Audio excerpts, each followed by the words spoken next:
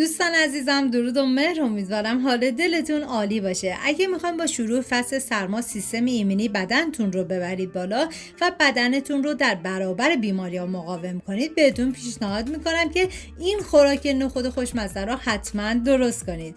بریم که با هم دیگه طرز تهیه‌اش رو ببینیم.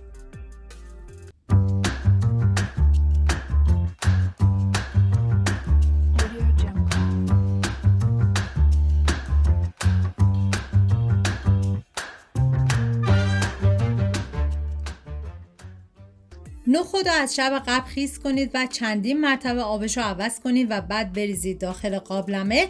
مقداری آب بهش اضافه کنید و بذارید تا نخود بپزه، ولی نه اینکه نخود له بشه، باید فرم نخود کاملا حفظ بشه. ما نیاز به 1 عدد پیاز بزرگ داریم که من به صورت نگینی ریز میکنم و اینکه من اندازه‌های دقیق و داخل دیسکریپشن نوشتم و این غذا برای 4 نفر در نظر گرفته شده. شما بر اساس تعداد نفرات باید مواد رو کم یا زیاد کنید. 4 حب سیر رو کاملا ریز میکنم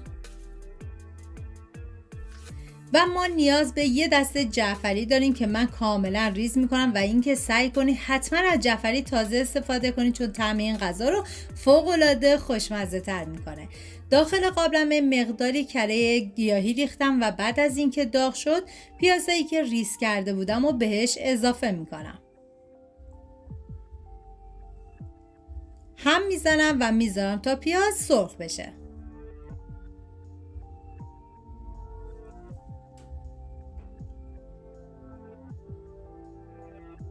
و سیری که ریز کرده بودیم و به پیاز اضافه میکنم و هم میزنم و میذارم تا سیر یه تفت خیلی مختصری بخوره. ادویه ها شامل زردچوبه، فلفل سیاه و پودر تخم گشنیز است. نمک این غذا رو من حذف کردم چون قرار از کشک استفاده کنم و کشکی که استفاده میکنم نمک داشت. هم میزنم و میذارم ادویه ها تفت بخورن و عطر ادویه ها آزاد بشه.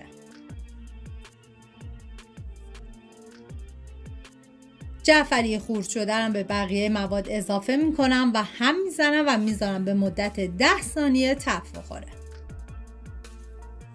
حالا نخود ما دیگه پخته شده و من میریزم داخل قابلمه و نیاز به 3 قاشق غذاخوری جوپرک داریم و اینم اضافه میکنم. 1 لیوان و نصفی آب میریزم و میذارم به مدت 45 دقیقه با حرارت کم کاملا بپزه.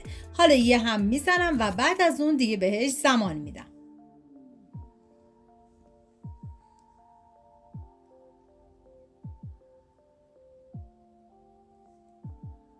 و بعد از 45 دقیقه حالا نوبت اضافه کردن چاشنی این غذاییه که شما میتونین یا از آب نارنج یا آب قوره یا آب لیمو ترش تازه استفاده کنید که من آب نارنج داشتم و به بقیه مواد اضافه میکنم. و کشک رو باید رقیق کنید و بعد به بقیه مواد اضافه کنید. و نکته مهم این که زمانی کشک اضافه کردید حتما باید هم بزنید که کشکتون بریده نشه. حالا من یه هم میزنم و زمانی که از دور شروع کرد به حباب زدن دیگه باید بذارید تا غذا جا بیفته و زمانی که کشک رو اضافه کردید باید بذارید به مدت 20 دقیقه دیگه این غذا بپزه. خوراک نخود خوشمزه ما آماده است. جای تک تک شما دوستان عزیز خالی. امیدوارم درست کنید و در کنار خانواده از خوردنش لذت ببرید. اگر این سبک غذا رو دوست دارید کانال رو سابسکرایب کنید تا دستورهای خوشمزه بعدی رو از دست ندین. سپاس از همراهی همیشگیتون. تا یه خوشمزه دیگر، بدرود.